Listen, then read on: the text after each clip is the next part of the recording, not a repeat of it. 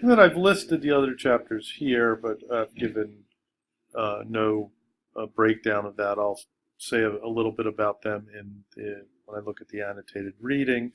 Here is the famous quote of double consciousness in chapter 1, which you should take a look at, and this will help you with your application for the seminar work that you'll do.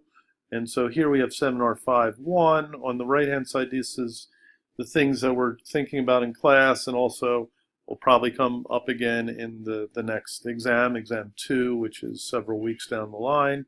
So I've just replicated what was in seminar 5.1, and then for seminar 5.2, this is what you want to be thinking about. Okay, so this is it's in seminar 5.2, the prompt. I've added a little bit more to it, but this is the basic idea here.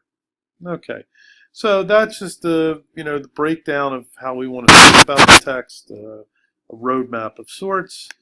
And then the text itself, the annotated version, I've located here.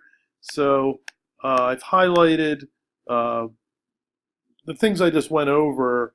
I worked out from the introduction, but here's the introduction, which is an excellent introduction.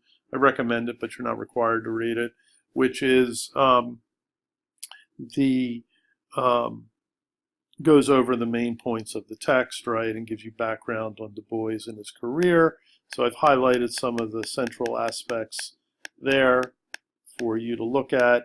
And then they have as well chronology of W.E.B. Du Bois's life, which I've highlighted some things. So he lived a long life from 1868 to 1963, from the end of the Civil War, pretty much, to the beginning of the civil rights movement with Martin Luther King. So it's a long life, and it's incredibly rich life and rich career, the things he does and achieves.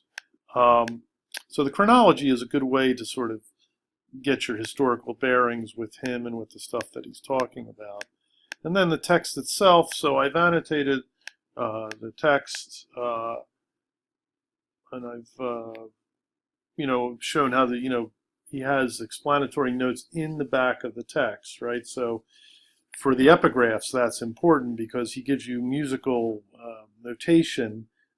So you might not know what the music is. So in the back, he gives you what the music is referring to, what the song is. So they're all famous Negro spirituals, right? And he gives just the musical notation.